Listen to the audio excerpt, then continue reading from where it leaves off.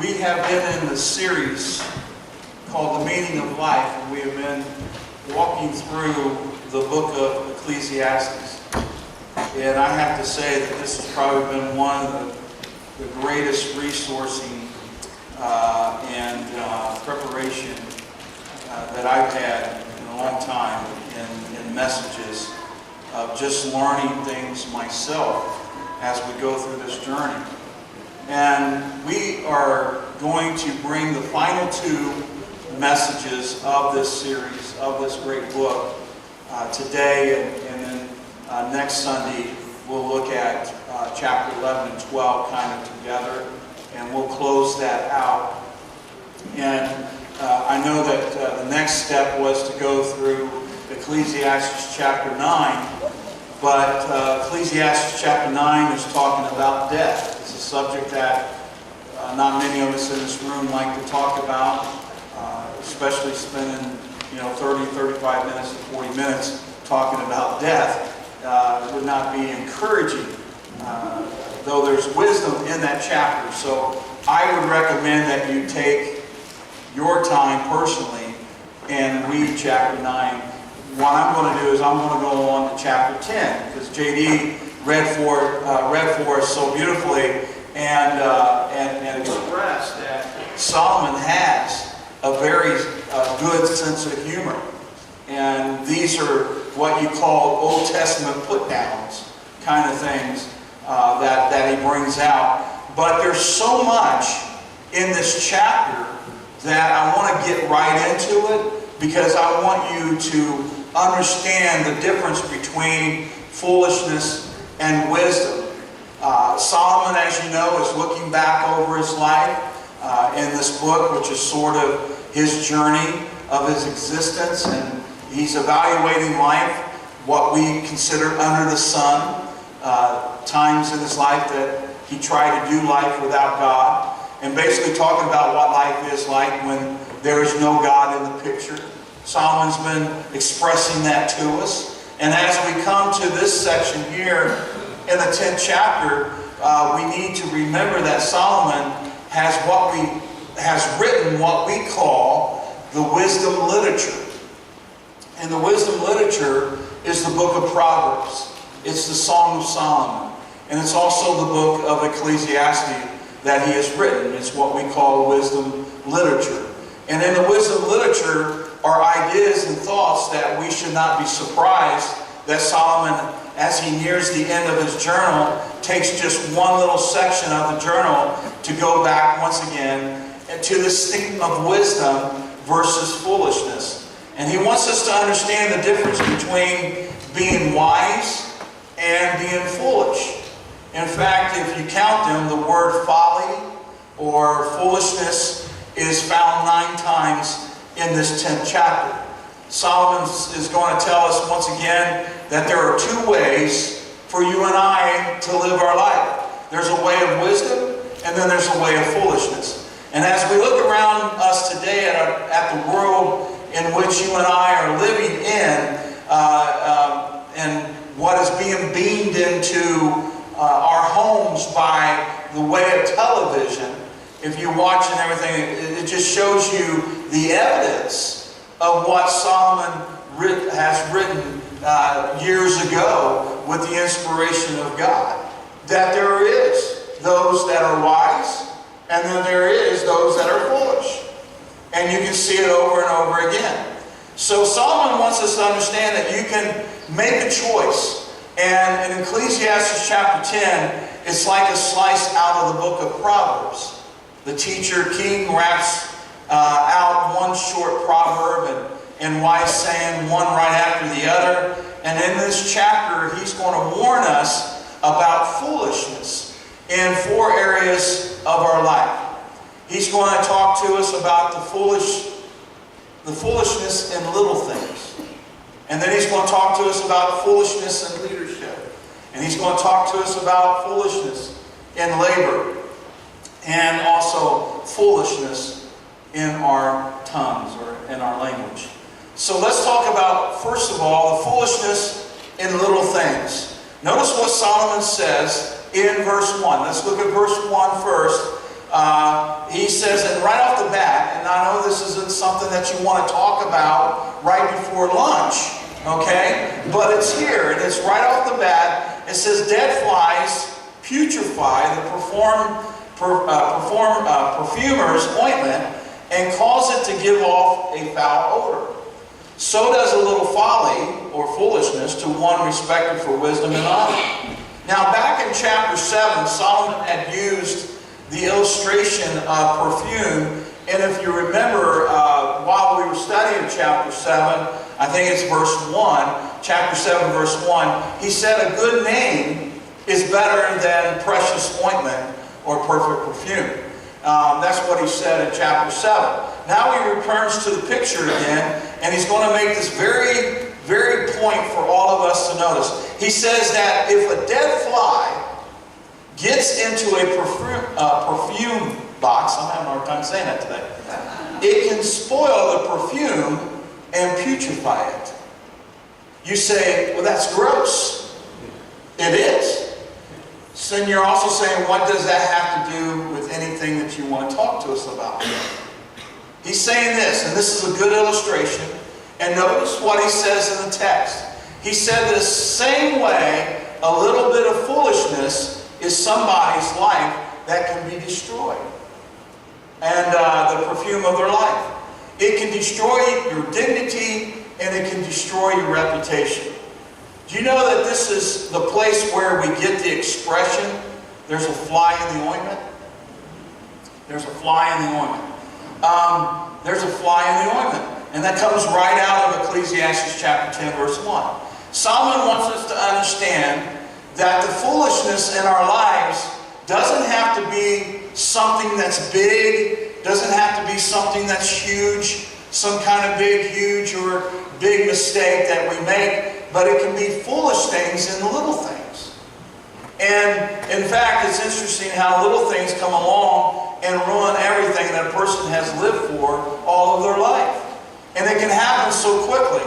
You don't have to make a big mistake, just have to make a little one. You don't have to do anything that's huge, that messes up. You just have to do something little, and that's what happens in this. And that's what Solomon is trying to say is. We don't know what happened in the perfume box. Maybe perhaps they went to bed and they left the lid off a little bit, or somebody knocked the lid off, and a fly flew into the ointment box, and when they got up the next day, they saw the box lid was off, so they just put it back on. And then later on, when they wanted to get into the perfume box and put some perfume on, they opened that box up. They opened that box up and whew, wow. Whoa, gross. What happened? Well, that's what he's going to tell you. He's throughout the Bible, he's going to give us these little vignettes, and he's going to warn us about taking care of the little things in life. Because if we're foolish with the little things in our life, it can ruin us. For instance, in 1 Corinthians 5:6, we read a little leaven can leaven a whole lump of dough. We read that. Have you ever seen that one? It never takes very much yeast to have a great impact of the dough. Just a little bit of leaven, all right? The whole amount. Song of Solomon, chapter 2, verse 15. Catch us the foxes, the little foxes that spoil the vines. These are different things that he's saying. That comes out of the agriculture, but it says you don't have to be a big fox to ruin a great vineyard. Just be a little fox that can ruin the vine. James chapter 3, verse 5 tells us that even so the tongue is a little member, and it boasts greatly of great things. See how great a forest and little fire kindles. What is he saying? He's saying this, that it only takes one little spark that gets out of control, and you have a mess. Acres and acres of property can be destroyed, and we've seen that in Gatlinburg. We see that in the wildfires out in California. One little spark can cause all those things to destroy acres and acres. And have you ever heard someone say this? Oh, it's not a big deal. It's not really a big deal. It's just a little thing. Well, the wrong kind of relationship, the wrong kind of conversation, somebody who's not your spouse. It's not a big deal. It was just something that was little. Afterwards, when those things happen, oftentimes we get to the other end and there's destruction and we say, oh man, I thought it was just something that was little. You see, a little spark can cause big problems. And so we have to be very careful. And that's what Solomon is saying. He's saying it only takes one little foolish mistake to ruin your name, ruin your reputation, ruin your life. Now in the passage of Scripture, chapter 9, he makes an interesting comment. As we said in James chapter 3, verse 5, he said, even so the tongue is a little member, but it can boast greatly. Okay? In chapter 9, verse 18, we read, he makes this comment, wisdom is better than weapons of war. But watch this. But one sinner destroys much good. You see that? That's what he's saying here. It not only is one little thing, but one little person. And do you know that one person can do a lot of damage in a group? Did you know that? One person can cause a lot of trouble. Little things do have an impact, and it only takes what? Once again, listen to me, one little foolish mistake. One thoughtless slip of the tongue can destroy a career. That's why anymore in my life, I get up every morning, and I've been practicing this a lot here recently. And I pray, and trust me, I'm just trying to be real here this morning, okay? I get up and I say, Lord, God, give me wisdom today to not do some foolish little thing that could undercut all that you've been doing in my life. And I pray that every morning because it's very important. Because we're always looking out for the big things, and it can be something that's little, something that's small, that just slips in, and it can ruin you. And that's what Satan wants. That's what he wants to do. So Solomon warns us against the power of little things. And he says in verse 1 again, a little folly to one respected for wisdom and honor. And then he makes this comment for those of us that, not me, how many left-handers do we have in this building? If you're left, see, you're even raising your left hand. That's awesome. All right? All right, now, you're going to think that I'm picking on you, but I'm not, okay? I'm just reading what Dr. Solomon says here in chapter 10. Look at verse 2, what it says. A wise man's heart is as his right hand, but a fool's heart at his left. Okay? Now don't get mad at me. Let me explain what he's saying here, right? Maybe you know this already. You have to go back to the culture of Solomon's day to understand what he's saying here.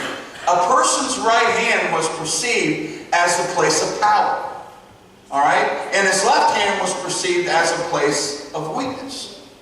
So Warren Wiersbe, in the word, he says that the word sinister that we have comes from the Latin word, the left hand. Okay? And so what he's saying, it was just a part of their culture. It has nothing to do with you being left-handed at all. This was just their culture. And he's saying that it's possible for you to do something little, and when you do something little, a moment of weakness. That's what he's saying, the left hand, a moment of weakness. He's saying if you do something little and you fall into foolishness. So, the foolishness of little things, but we have to move on, okay? Let's move on to the second thing, and that's the foolishness in leadership. And Solomon goes on now to the next part of his discussion, and he talks about how easy it is for foolishness to get into leadership. And perhaps, I know that this was a message for me personally, but if you are in leadership positions in this church, or even at your workplace, or whatever it may be, this is a good passage of Scripture for us to examine and to look at in our own lives. Don't be looking at everybody else. You look at your own life and you say, hey, do I fall into any of these categories that Solomon wants to bring out? All right? Maybe you're being inspired right now to become a leader. in this church. And that's great, and we want to encourage that. But these are some great verses for us to understand. And what he says, first of all, he talks about this ego-driven leader, and what you find in verse 4. Notice what he says. If the spirit of the ruler rises against you, do not leave your post, for conciliation pacifies great offenses. Now let me just tell you, here is the picture of a leader who thinks that he has arrived, and he's shouting and he's screaming at everyone who's around him. And people around him want to serve him, and all that he does, he verbally abuses them all day long. He's not leading them, okay? He's not leading them, he's destroying them.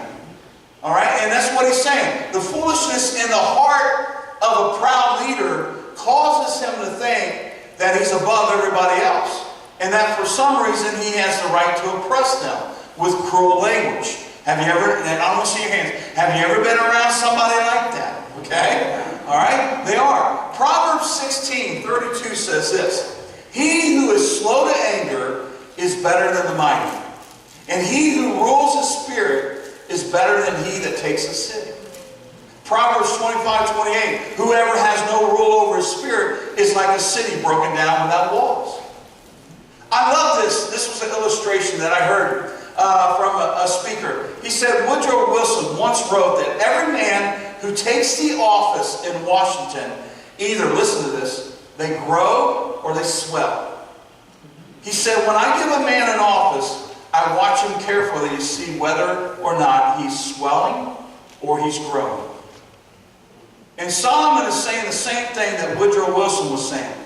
Sometimes there can get into leadership foolishness that is ego-driven, who thinks he's something and he just runs roughshod over everybody.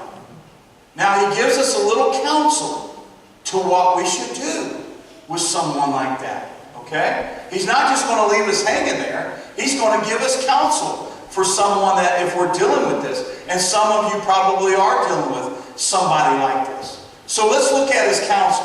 Look what he says in verse 4 first. Maybe you work for somebody like this. I don't know. But in verse 4 he says, conciliation pacifies great offenses. Do you see that? Basically he says, don't panic. Don't quit your job. Don't leave your post. Okay? In other words, he says, hang in there. Deal with this person. Deal with them according to the Scriptures. Deal with them the way that you know that is how you're supposed to deal with them. Proverbs 16:14 says this, and I'm not saying that this is easy, because it's not. As messengers of death is the king's wrath, but a wise man will appease it. Proverbs 25:15, by long forbearance a ruler is persuaded, and a gentle tongue breaks a bone. And a soft answer turns away wrath, but harsh words stir up anger, in Proverbs 15:1. A soft answer turns away wrath, but harsh words stir up anger. Let me ask you this. Let's get off of that, and let's talk about you as a spouse, as husband and wife. All right? And I learned this a long time ago. Yeah, I heard this a long time ago, which my dad told me. He said, you can either be right or wrong, or be happy. Which one do you choose to be? So I chose to be right. No, I chose to be happy. That's what I chose. It doesn't say that I do it all the time.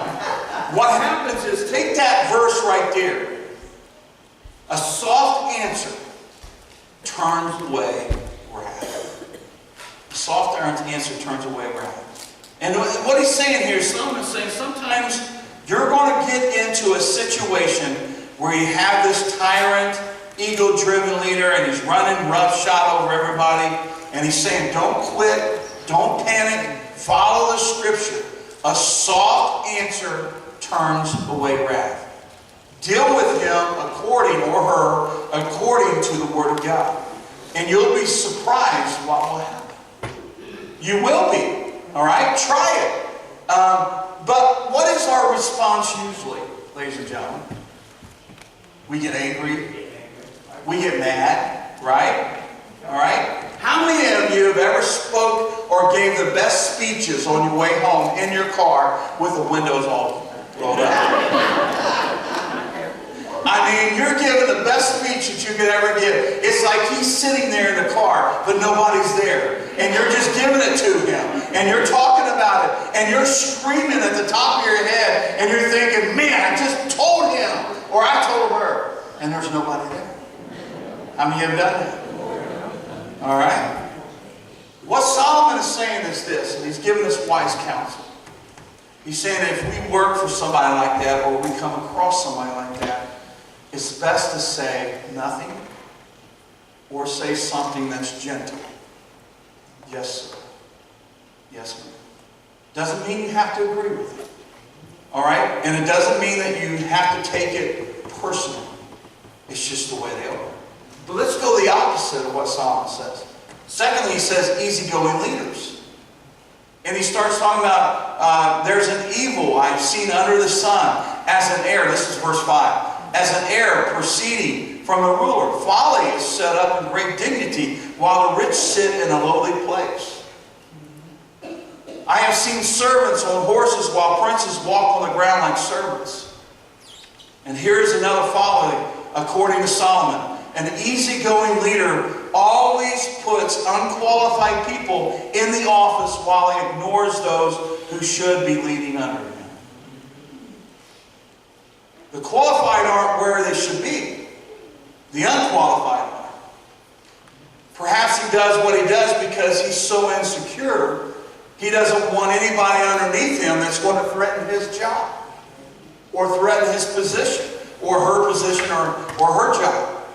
And so as they're riding these horses while the people who are leaders are walking around as servants in the office or wherever it may be. They're walking around as servants when they are the ones that are qualified to be doing the jobs that other people who are disqualified are doing.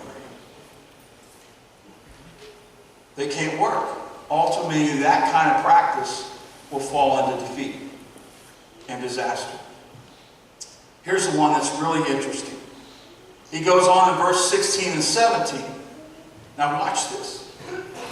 He's talking about the engineer leader. Woe unto you, O land, when your king is a child and your princes feast in the morning. Blessed are you, O Lord, when your king is the son of nobles, and your princes feast at the proper time for strength and not for drunkenness. So let's unpack that, okay? Because that's a lot there, so we can see what he's saying. He's talking about the kind of leader who gets into an office. They're not experienced leaders, and they're put into the office by maybe the help of friends. The leadership is orchestrated, or it's even arranged or negotiated, and they're put into that position when they don't qualify for that position, and they definitely didn't earn that position. And you'll see that happen. They don't have a clue what they're doing. So consequently, they don't do anything. And all they do is sit back and party all day long, and they're not deserving of that leadership in the office. So these are things that Solomon's saying. He's saying this, woe unto you when your king is childish, when your leader is like a little kid who's so immature. This is what he's saying. And he's saying, and we can suffer in those kind of situations. Immature leaders who don't have a clue what they're doing. And they just use the office as a place of self-entertainment. Let me go on to the next one here. You have the ego-driven leader. You have the easygoing leader. You have the engineer leader. And then he says the evil leader in verses 18 and 19. These guys are just plain lazy. You can't find anything good to say about this guy. Look at verse 18, what it says. Because of laziness, the building decays, and through idleness of hands, the house leaks. A feast is made for laughter, and wine makes merry, but money answers everything. What he's saying here is, here's a guy sitting at home, watching television when he's supposed to be doing work. He's not taking care of things. The house is falling apart. Not going in the right direction. He's not doing his job. He's just plain old lazy with his leadership. And Solomon says he's just lazy, evil men who care about nothing except themselves. And this is what he's talking about. So he gets through that section of Scripture. And he's told us that we got to be careful of the foolishness in little things in our life. And we also have to be careful of the foolishness of leaders that have been placed in front of us or ahead of us or above us. We have to understand all that. And then he talks about the foolishness of labor, which J.D. read for you. That's very interesting. When you look at verses 8 through 10, he says this. Let's read. He who digs a pit will fall into it. And whoever breaks through a wall will be bitten by a serpent. He who quarries stones may be hurt by them, and he who splits wood may be endangered by it. If the axe is dull and one does not sharpen the edge, then he must use more strength, but wisdom brings success. And you're probably sitting back going, huh? What is he talking about here? Think about it for just a moment. Solomon is saying these are the things that can happen when people are foolish in their workplaces. This is exactly what he's saying. When you go to work and you don't put your head on correctly and foolish stuff begins to happen, this is kind of dumb stuff that can happen. 5 illustrations that it gives us here that I think are hilarious, and probably one of us in this room or many others have fallen into this. Because we've been foolish in some attempts. And the first example is this. A man that's digging a ditch. If he gets to be foolish, he will fall into the very ditch that he's dug out. How many have done that before? You dug a ditch and then you fall into it. Then he goes on, number 2, breaking through a wall. A cement wall, block wall, whatever it may be, where it's dark and dungy and cold. You know, snakes like to stay in those type of settings. And what he's saying is this. Someone who's foolish, they break through the wall, yet they don't look in to see if there's anything in there, and they stick their hand in. And they get bit. Because they were foolish about it. Number 3, he starts talking about a man in a stone quarry who gets hurt by a large stone. You got to keep this in mind. There was no hard hats back in Solomon's day. And so when he's talking about this, he's saying it could be someone who's working with rocks or whatever it may be. If they get foolish and they don't pay attention, one of those rocks could fly back or fall on them and hurt them really bad. Number 4, he says a man splitting wood can be injured, maybe by a flying piece of wood, all right? Or even the axe, part of the axe comes off and cuts his leg. Who knows? The man is injured either way, and that's what he's talking about. But this 5th one is the one that really related to me. Because it talks about a man cutting wood with a dull axe and has to work twice as hard instead of taking the time to sharpen the axe. And that's what he's saying. My dad always told me that when I was growing up. Mike, work smarter and not harder. Okay? Sharpen your tools. If it's not working, go buy a new blade. Do something. Don't spend all the time that you're spending trying to get through that piece of wood or whatever. Do it right. Do it smart. And that's what he's saying here. Being foolish in our labor, because if we're foolish in our labor, we can get hurt. And Solomon tells us that. But I want to end today with this, because this is where Solomon goes to. He starts talking about the foolishness in our language. Whenever you read any of the wisdom literature of Solomon, you're going to find Solomon talking about the tongue. He talks about it over and over and over again. And if this is coming from the wisest man ever to live on the earth, I think you and I need to pay attention to what he's saying. Okay? Because this is so true. How to use your tongue. Sometimes we can use our tongue foolishly. And Solomon gives us 6 ways that this comes out in the way it does. Let's look at the first one. Let's look at the untamed tongue in verse 11. A serpent may bite when it is not charmed. The babbler is no different. Now that word charm there is talking about, you ever see those shows where they're playing the flute or whatever it is, and that cobra comes out of that basket? What they're doing is charming that snake to get it to a point where they won't get bit. All right? But sometimes, if they're foolish, they will get bit while they're trying to charm that snake. And what he's saying is someone who can't control their tongue is the same way. And that's exactly what he's saying. The babbler is no different. Snake charmers in Solomon's day, the serpent can bite you even while you're trying to get ready to charm it. The babbler is no different. Don't speak before you think. There's times to be silent. Solomon has told us that. And it's basically what my grandma Hope used to tell me all the time. Mike, just keep your big mouth shut. And you won't get yourself in trouble. Number 2, the second thing is the unkind tongue. Verse 12. The words of a wise man's mouth are gracious, but the lips of a fool shall swallow them up. How much trouble can our tongues get us in? We say the wrong thing at the wrong time. We say it the wrong way to the wrong person. We do it all the time. And Solomon says, be careful. Be careful. Number 13, verse 13, he talks about the unwise tongue. And this is probably someone that you know. They just talk for the sake of talking. Yeah, motor mouth, exactly. It drives me insane. I love to watch football.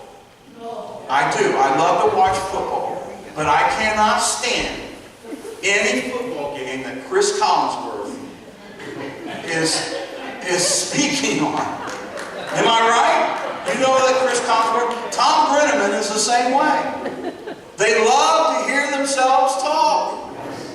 Chris Collinsworth has been in everybody's family and in their homes in the United States. And he's had all these personal talks with them, and he knows exactly what they're feeling and what they're doing. He knows exactly why a receiver misses a ball. He wasn't thinking, he was thinking of this. It's constantly going on. The words of his mouth, it says in verse 13, the words of his mouth begin with foolishness, and the end of his talk is raving madness. You ever been around somebody like that? They don't have anything to say. They just say something because they love hearing themselves talk. Their speech doesn't even make sense half the time. They just go on and on and on and on. And Solomon, look at what it says there at the end. He says, it brings craziness to you. You ever have somebody like that? You ever been in a car with somebody like that? Oh, some of you are laughing because you know what I'm talking about. Everything you pass, they have to comment on it. Oh, that's a stop sign. I know that's a stop sign. I just stopped at it. Oh, there's a McDonald's. You know exactly what I'm talking about. They have to comment on everything else. And I just say, please, quiet. Be quiet. Now, some of you are probably saying, I've been in the car with you driving around. I'm not talking about you, right? Some people just have to open their mouths and they have to talk. And it comes to a craziness. And you just want to smack them. I do. When Chris Collinsworth's talking, I want to reach into that TV and I just want to smack him and say, shut up. They just tried for fourth down and they didn't get it. I know that. I just saw it. Be quiet. Please. The undisciplined tongue. Verse 14. A fool also multiplies his words. Do you know what harm means? H-A-R-M. H-A-R-M. Harm. Yeah. It's not what you're thinking. No. It's talking about a hit and run mouth. Hit and run mouth. They will tell you just what they're thinking of you. They will tell you what your actions are, regardless of how well they know you. Their desires is to be heard without hearing. Their desires is to be known without knowing. They don't care about getting the facts straight. They want attention. And all they do is hit and run. They hit you with their mouths and they run. How many like reading epitaphs on cemeteries? Yeah, you go around and you see some really neat ones. Well, here's one I thought was very neat of a former harm. Beneath the stone lies a lump of clay. Here lies Arabella Young, who on the 24th of May began finally to hold her tongue.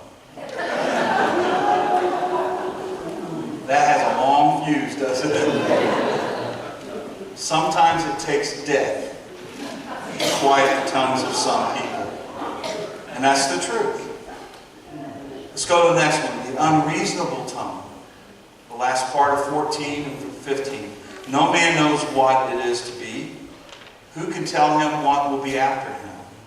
The labor of fools wearies them, for they do not even know how to go to the city.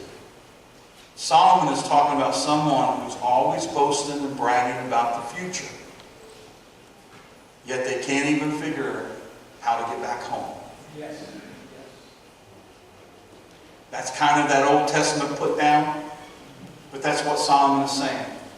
He's saying they're always bragging or talking about the future. They're going to do this and they're going to do that. But they can't even find their way home. Here's the next one. The unfaithful tongue.